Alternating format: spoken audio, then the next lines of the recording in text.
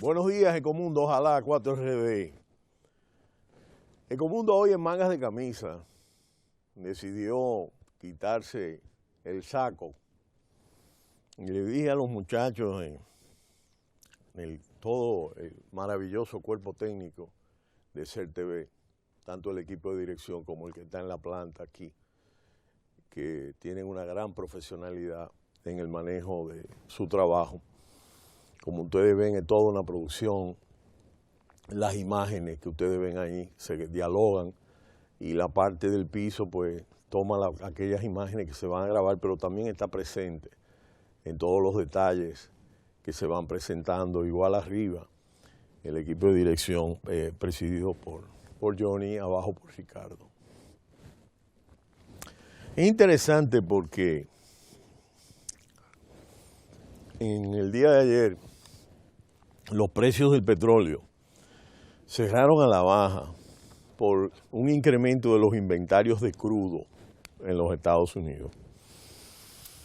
Y en el Texas redujo 4%, pero hasta 39.79. Eso quiere decir casi $40, aunque recuerden, en millones de barriles, 10 centavos de dólar es mucho dinero. Ojo, no se me pierdan ahí. Pero a ojo de buen cubero son $40. Y el Brent, el petróleo de referencia de Europa, para los contratos futuros para entrega en mayo,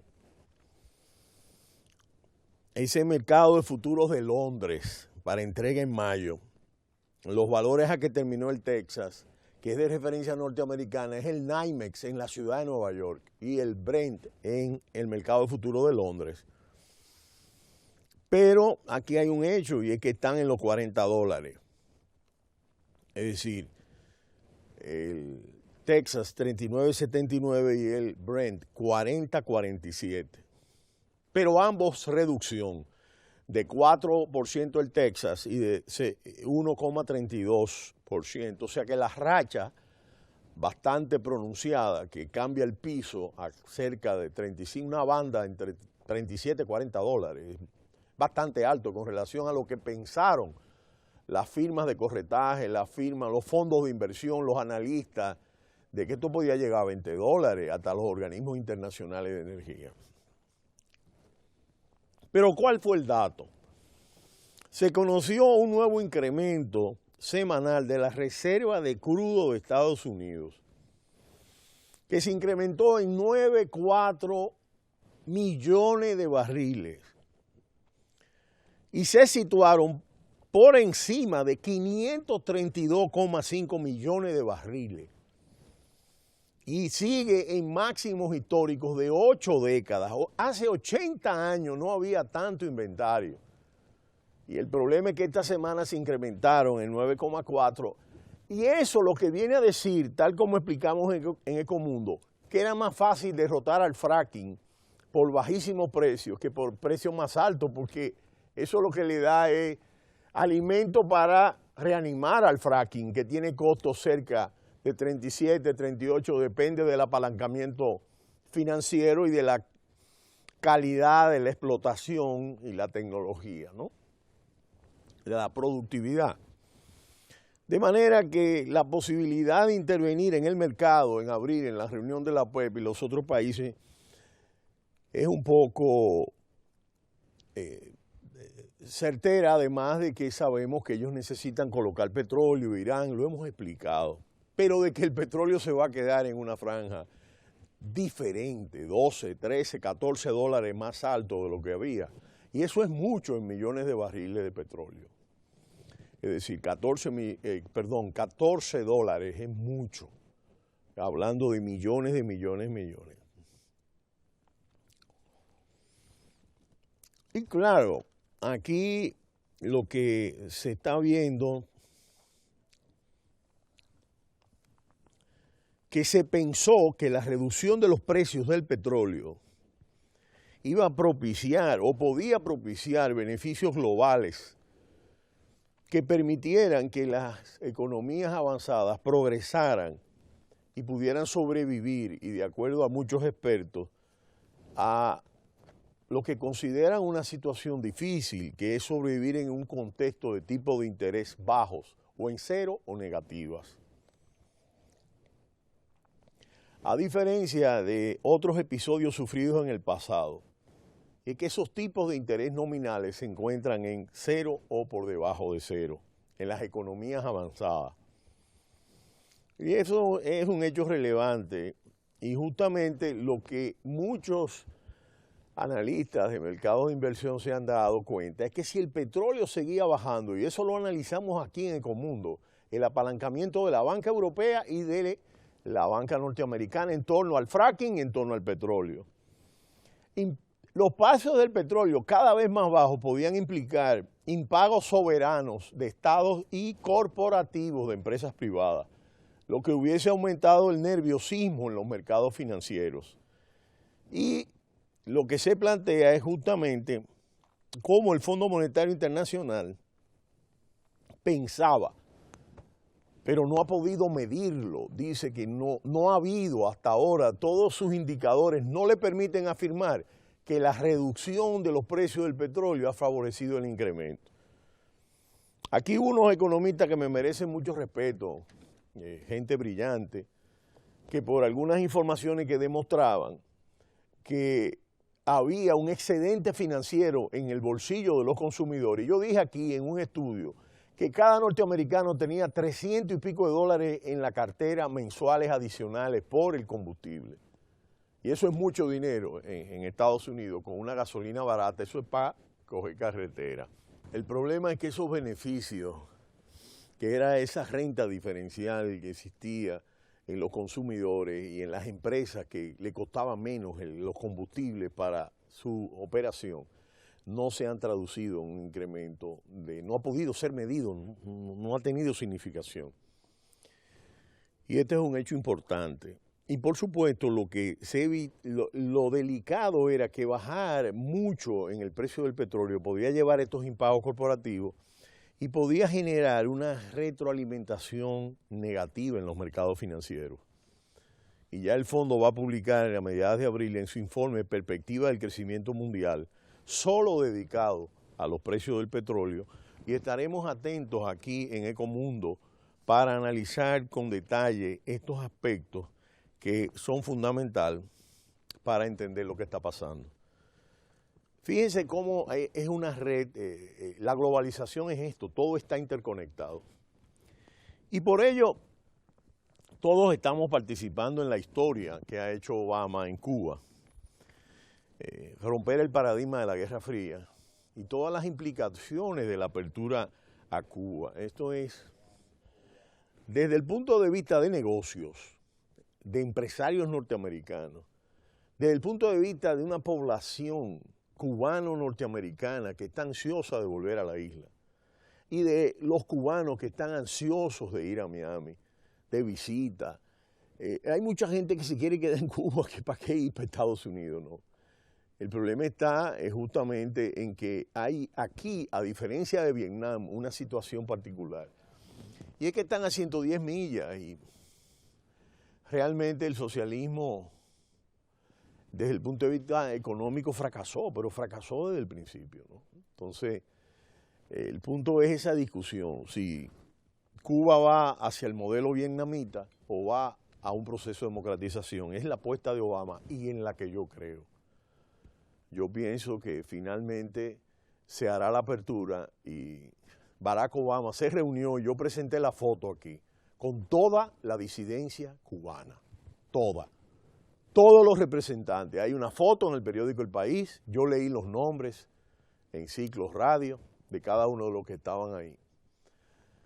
Y entregaron firmas 82 presos políticos que ellos dicen que tienen luego de que el presidente cubano dijera que no. Es decir, aquí hay un proceso real donde hay un tránsito, donde el presidente Raúl Castro va en un sentido positivo. No veo por qué se publique la novela 1984 de George Orwell, un libro totalmente antitotalitario, es decir, es un libro fundamental para entender el totalitarismo en toda su forma.